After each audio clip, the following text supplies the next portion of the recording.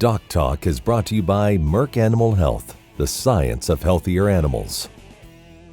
Hey folks, welcome to the show today. Glad you joined us here on DocTalk. Today, Dr. Brian Lubbers is going to join us, and we're going to talk about diagnostics and how you can do that to solve issues within your herd or to diagnose disease. It's going to be a great show. Thanks for joining us. We'll be right back after these messages.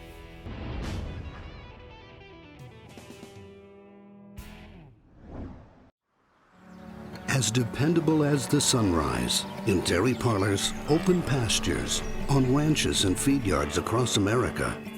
A place where reputation is more than a name, where the science of healthier animals is a way of life.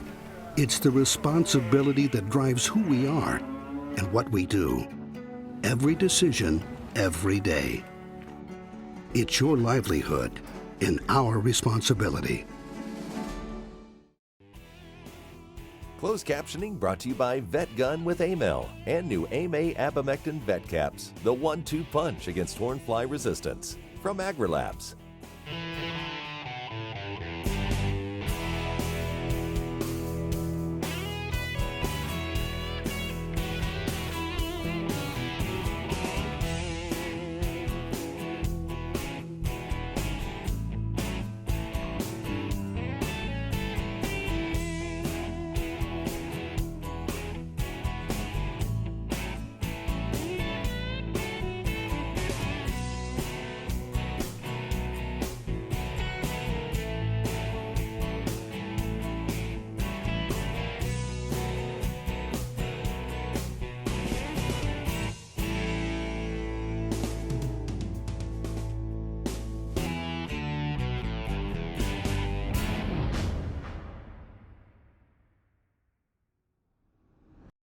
This segment is brought to you by the Beef Quality Assurance Program and the Kansas Beef Council, improving animal care and beef safety for more than 20 years.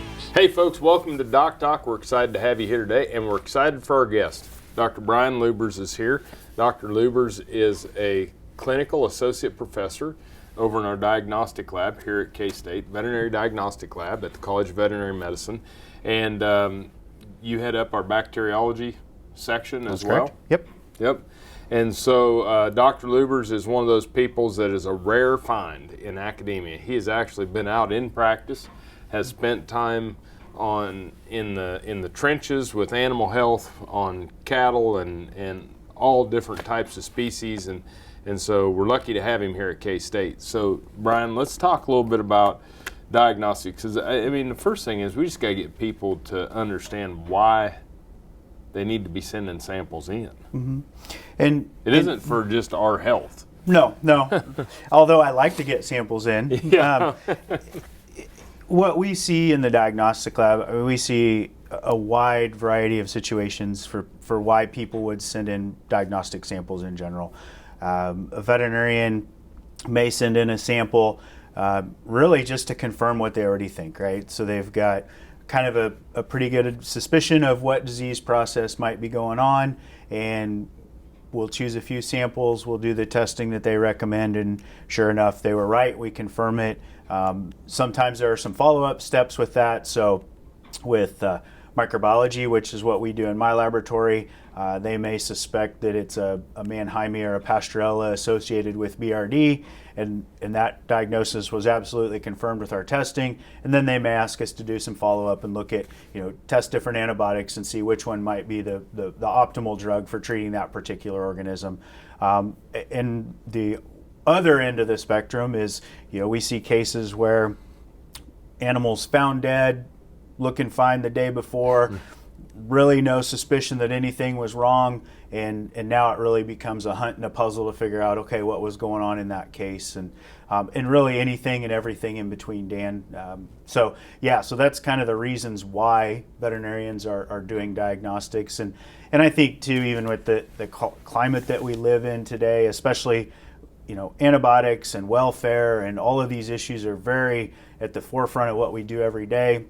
And diagnostics really play a role in supporting some of the decisions we make in the spirit of those issues particularly. Yeah, well, we can talk about some of those issues with welfare and sustainability and antibiotic usage, but Man, there's sometimes people are stepping over dollars to pick up dimes by not doing diagnostics and understanding why the cows are open or things to that nature every day, aren't they? Sure, yeah. And we obviously see that, and our encouragement to everyone is always, if you're not sure, even if you're kind of sure, but you think there's a role for diagnostic testing, just submit the samples. And then most of the people that work in the diagnostic lab here at Kansas State have some practice experience. We understand how it is out there in the real world, and we're not running up huge bills for people. We're really trying to narrow down, and sometimes with some of those cases we start with a whole bunch of options and we just try to keep whittling it down until hopefully we get to an answer and something that really turns into a management decision where somebody does something differently to change the course of that disease. My dad used to say that it was easier for him as a veterinarian to sell a vaccine for a few $1,000s than a diagnosis for a few dollars. And folks, when we come back, we're going to talk a little bit more about developing a relationship with the diagnostic lab. You're watching DocTalk with Brian Lubbers. We'll be right back.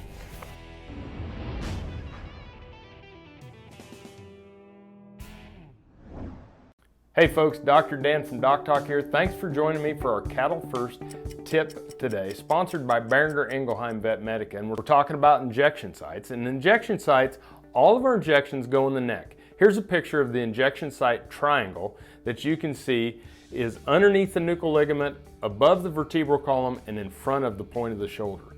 This injection site triangle is where we will put all of our injections for cattle. Now, if we're going to do 2 injections in that area, we put about a hand's width apart between the 2 injections. Nothing goes in the top butt, nothing in the round, nothing over the ribs. Now, if you're going to do a sub-Q injection, you go in at a 45-degree angle with a 5/8 inch or 1/2 inch needle. If you're going to do an intramuscular injection, you go in perpendicular to the calf with an 1 to 1.5 inch length needle. This is your Cattle First tip. An inherited trait because I have never wanted to do anything other than be in the cattle business. And it's interesting as I have grandchildren now, little bitty ones. Costly BRD can be, but did you know that bacteria like Mannheimia and Pasteurella can cause BRD? That's why veterinarians and cattle raisers focus on preventing pasteurellosis with a quality vaccine like Pulmogard PHM1. It's ready to use, highly syringeable, and provides comprehensive protection with a single dose. For pasteurellosis protection that's truly the head of the class, ask your veterinarian about Pulmogard PHM1.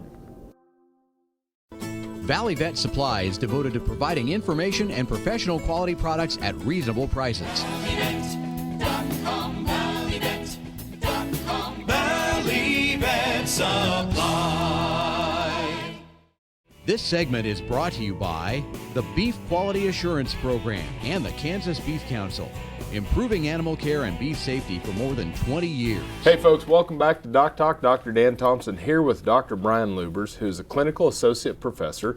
He's the head of our bacteriology section here at the Veterinary Diagnostic Lab at Kansas State University. He's seeing tons of cases and we have the website here below that you can see if you want to contact the Veterinary Diagnostic Lab and you want to submit samples here to Kansas State. We have a great group of people glad to help you out. Brian, talk me through now, like how do I come up with a question, or how do you came up with the obvious one. I got a dead cow, right? And I want to know what the heck happened. Sure. And so how do I, as a producer or veterinarian, how do I start to, get my decision tree or what do I need to do? Well, in some cases you don't need to do anything other than just write that on the submission form, and we actually have a box that says pathologist discretion. So it's really, really important. And again, as we kind of balance that, being fiscally responsible with your dollars and trying to get the right answer for that particular case, that history is really important, Dan. So knowing, what's been going on in the herd, how many animals affected, how many animals in the herd, is this a new problem, an ongoing problem, all of those things, anything you can tell us about the management of those animals, what you've noticed particularly with this disease or disease outbreak, any vaccination history, treatment history. Pictures are great. You know, we live in an age now, everybody's got a camera in their pocket. And not just pictures of we keep saying dead, but oftentimes these aren't dead animals, right? They might be sick. But pictures of the animal, pictures of its environment. Obviously, if the veterinarian or yourself does a necropsy, those pictures are, you know, all of those things are really, really valuable. Oftentimes pictures tell us what 1,000 words won't write. So those things are really useful. And I want to be fair, the cases where it's absolutely really don't know what's going on at all, those are really a small percentage of our cases. Most of the time we have a suspicion of, at least to a system, right? It's a GI, stomach, digestive disease, or it's a respiratory disease in cattle. Abortions are common around here in the spring. So usually we have a system that we're working in, a body system, and that kind of guides our testing a little bit. And then from there, like I said, we generally will take kind of a 1 or 2 tests at a time approach. We have some tests that are more screening tests, and then we have some tests that are more definitive tests. So we think it might be an IBR abortion storm. So we can do a PCR test or a virus isolation test, specifically looking for that agent. So it's important, get your veterinarian involved, let them help you get the right pictures, the things that, because they kind of know what system it is, and they know what's going to help you as a pathologist or as a bacteriologist make a case. And oftentimes they have a working knowledge of that operation much longer than the individual case we get as a diagnostic person. So, you know, they can give us a little more of the long-term history of that farm. Great. Folks, we're going to take a break. When we come back, we'll talk about some of the samples and how we design what samples to be sent in with Dr. Brian Lubbers from the Veterinary Diagnostic Lab here at Kansas State University.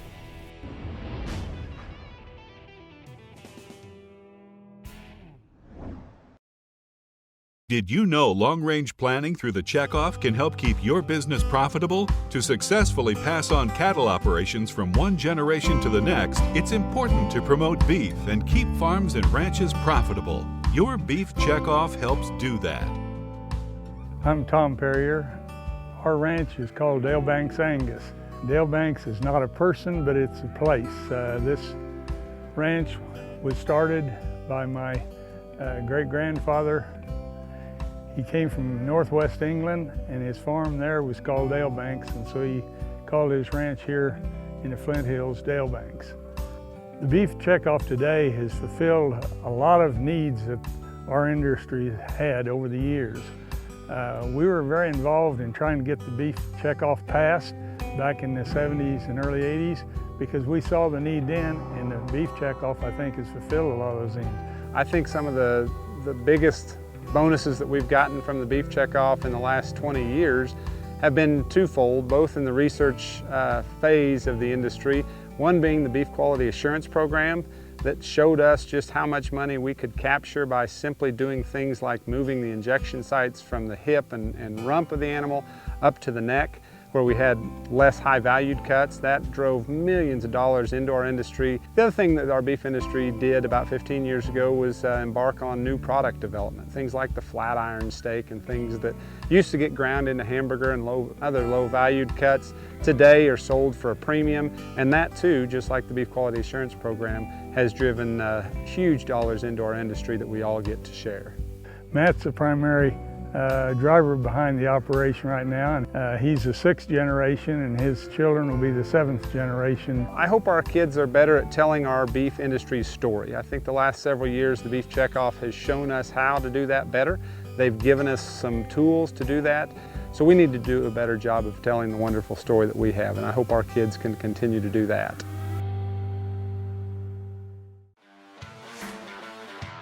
You spent countless hours building a strong operation. But when it comes to trichomoniasis, the odds are stacked against you. It takes just one infected bull to take down the whole herd. Damage could include open cows, lost pregnancies, and lost profits. The good news is with TrichGuard, a herd doesn't have to feel like a house of cards. When you're in the cattle business, no matter how much it's a business, it still starts with cattle. this basic notion that sits at the core of how we approach things at Behringer Ingelheim. We understand when you put the cattle first, it just naturally leads to doing the right things.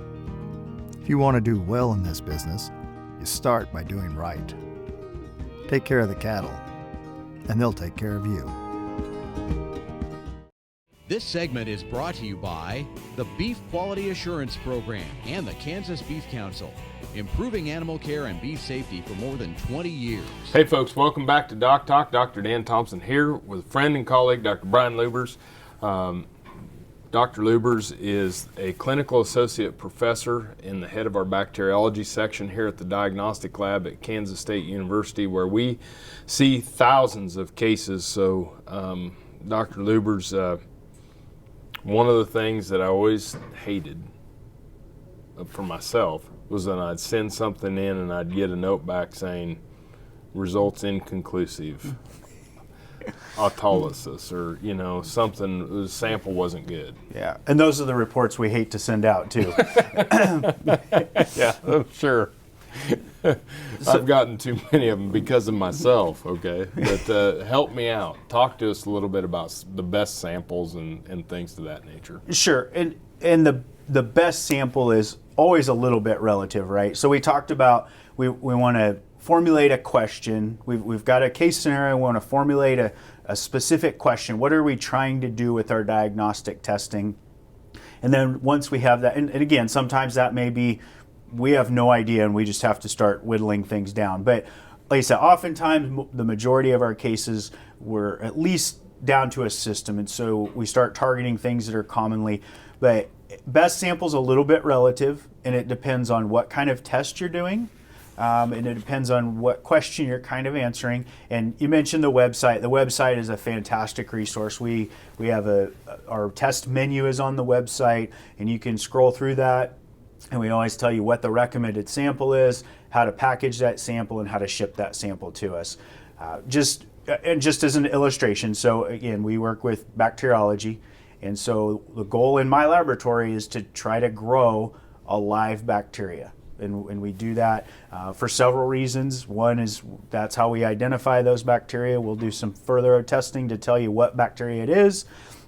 In order for us to test our antibiotic panel against that bacteria, we have to have an organism that's able to grow, and we get a fair number of requests for things like autogenous vaccines or Sure. other things that people want to do with those isolates, and they have to be live isolates. And so as hardy as we think bacteria are, they're actually relatively sensitive to environmental temperatures and conditions. And so the best sample for me is the one where the infection is. That's where we take it from. And then packaging and shipping is really important. So keeping those samples cool so that we don't get all the other bacteria that, we work in environments outside. A lot of times those samples can get contaminated relatively easily. So cool temperatures help keep that down. But if they get too warm or too cold, then we kill off the bacteria that we're trying to grow. So, it is a little bit of we got to find that happy medium. And for us, again, some tests, for histopathology, for example, so that's a test where they're looking at the structure of tissues. Right. Those tissues are preserved in formalin. They can be shipped over a couple days if you'd like, as fast as you want the results back. For bacteriology, we always recommend overnight. So really, the best sample is again case dependent. Always check the website, check with the lab. Different labs have different recommendations, but certainly there's a lot of guidance out there, and we encourage people to use that. Perfect. Well, folks, lots of information, and we have more information to come in our wrap-up here. We'll talk about samples, testing, much more. Thanks for watching DocTalk. We're here with Dr. Brian Lubbers from the Veterinary Diagnostic Lab.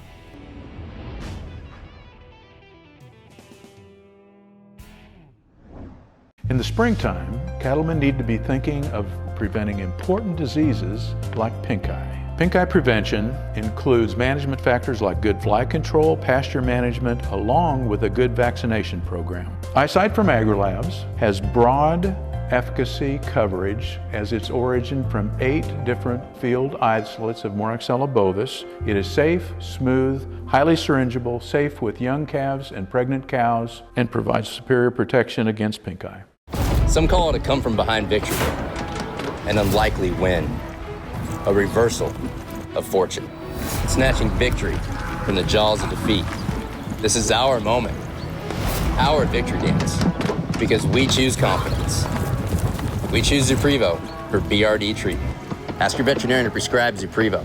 Zuprevo is a fast-acting, long-lasting BRD treatment that you can count on to get the job done. Choose confidence. Choose Zuprevo from Merck Animal Health. Valley Vet Supply is devoted to providing information and professional quality products at reasonable prices. Valley Vet Supply. This segment is brought to you by the Beef Quality Assurance Program and the Kansas Beef Council, improving animal care and beef safety for more than 20 years. Hey folks, welcome back to DocTalk. Dr. Dan Thompson and Dr. Brian Lubbers. We're here at Kansas State University, where Dr. Lubbers is the head of our bacteriology section at the Veterinary Diagnostic Laboratory and sees a lot of samples, and a lot of good samples, a lot of bad samples. But the one that you can't test is the one they don't send in, right? That's absolutely right, Dan. Yep. And so we talked a lot about those cases where you don't know what's going on, or even the cases where you think you might know what's going on. It's not uncommon for us to get a submission, and so that can be one sample or multiple samples, but for us to get a submission where somebody was really suspicious, let's say for instance they were fairly convinced it was BRD, and we test the sample and we don't find anything, and they didn't send us anything else. So our recommendation is always, when you're in any of those diagnostic situations, we would prefer you send us a little bit of every type of tissue, and again, on the website we have recommended tissues for different disease processes, complete necropsies, things like that. But we always, more is way better than less, because like you said, it's really hard to test something we didn't get, and especially when the thing that we thought was going on turns out not to be. A lot of times we think we miss diagnoses just because there's nothing to follow up with. I had an old boy tell me we'll miss more by not looking than we will by not knowing. Yep, that's absolutely correct. And so make sure we do that.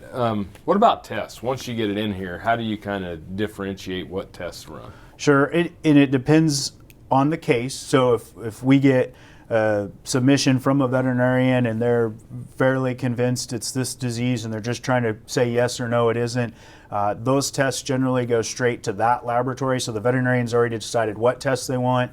They go straight to the laboratory does the testing, end of story. If it's a more complicated case, or a case where the veterinarian has asked the diagnostic lab for some input about what tests to do, then those go through a pathologist who's a specialist. They work with all kinds of different disease processes, lots of dead animals, some live submissions, and they'll selectively choose, how do we want to progress through this investigation? Which tests do we do first? How do we follow up? And another thing that I think people miss the point, this is a regional service. These diagnostic labs, I mean, obviously there are international samples submitted and all that, but when you're in Texas or you're in Kansas or you're in Nebraska or whatever, we're seeing a lot of cases that are similar coming into a D-Lab. And so they may think it's something novel or new, but it's something you may have seen 30 or 40 cases of in the last 2 weeks. Absolutely, and we think that's one of probably the most underutilized things about the diagnostic lab is everybody sees the report that goes back to you, right?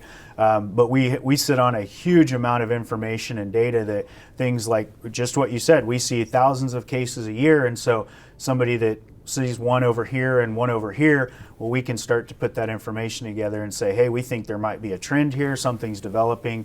So yeah, it really helps us. And again, back to getting people just submit samples, that makes our pile of information even more powerful, and we're really here to protect agriculture in the state of Kansas too, Dan. So we think it's kind of an underutilized service. Awesome. Well, folks, let's get some samples in. Thanks to Dr. Lubbers for being here. Thanks for watching DocTalk. Remember to find us on the web at www.doctalktv.com. Always work with that local practitioner. From Dr. Brian Lubbers and myself, thanks for watching DocTalk, and we'll see you down the road. Closed captioning brought to you by Vet Gun with Amel and new AMA Abamectin Vet Caps, the 1-2 punch against hornfly resistance, from AgriLabs. For more information about this program or previous programs, Go to DocTalkTV.com. DocTalk was brought to you by Merck Animal Health, the science of healthier animals.